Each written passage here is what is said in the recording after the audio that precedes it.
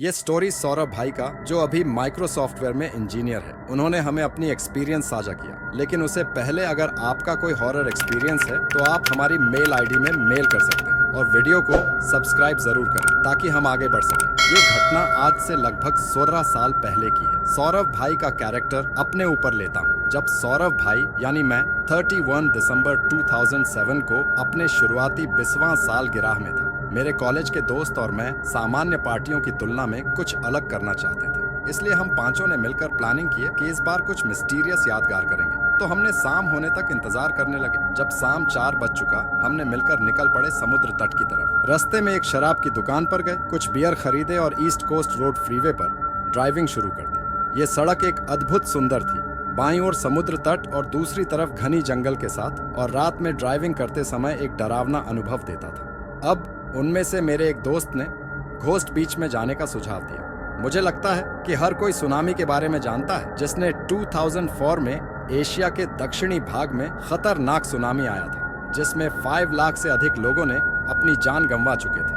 भारत में लगभग 1 लाख लोगों की जान चली गई थी। घोस्ट बीच इसका नाम तब मिला जब सुनामी बाढ़ में पूरे मछुआरे गांव को नष्ट किया था। माना जाता है कि समुद्र तट प्रेतवादी थे।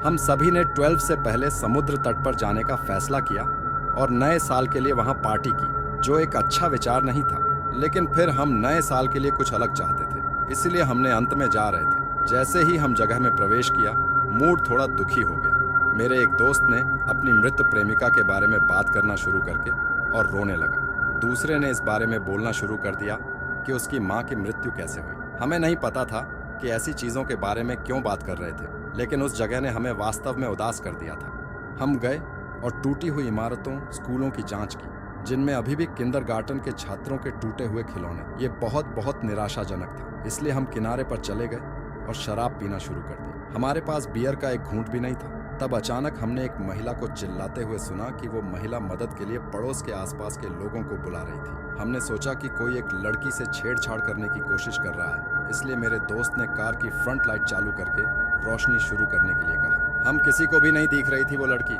लेकिन हम सभी मदद करना चाहते थे, इसलिए हमने आवाज का अनुसरण करना शुरू कर दिया था और आगे बढ़ने लगे। इससे पहले कि हम कुछ महसूस करें कि वो जगह पूरी तरह से निर्जन थी। जिस जगह से आवाज आ रही थी वहां पे कोई नहीं था। रात के इस समय में कौन होगा? अकेले एक महिला इस जंगल में क्या करने आई थी? मैंने अपने दोस्तों के मन में ये भावना डाला और तुरंत फिर से सभी को एक जगह पे एक होने के लिए कहा, और उनमें से एक दोस्त गायब था। हमने उसके फोन पर कॉल करने की कोशिश की, लेकिन वो जवाब नहीं दिया। हमने अपने फोन से फ्लैश लाइट्स को चालू कर दिया और हर जगह उसे ढूंढने की कोशिश किया, लेकिन हमारा उसे ढूंढना व्यर्थ हुआ। जब हम कार के पास वापस आए तो हमने उसे रोते हुए कार के अंदर बैठा दिखा। फिर हम भी अंदर गए और इग्निशन को बंद कर दिया और रोशनी तुरंत बंद हो गया। हम जैसे डोर लॉक किया, वो छींकने लगा, बहुत डरा हुआ था। हमने उसे बताया कि यहाँ पे हम लोग थे, लेकिन वो हमारा विश्वास नहीं किया। मैं गया और उसके बगल में बैठ गया, उसे आराम करने के लिए कहा। हमने तुरंत जगह छोड़ने का फैसला किया। चूंकि ये एक ही सड़क थी, इसलिए हमें इस तरह से कार को उल्टा चलाना पड़ा जब तक कि हम राजमार्ग तक नहीं पहुंच जाते। जैसे ही मैंने इग्निशन शुरू किया,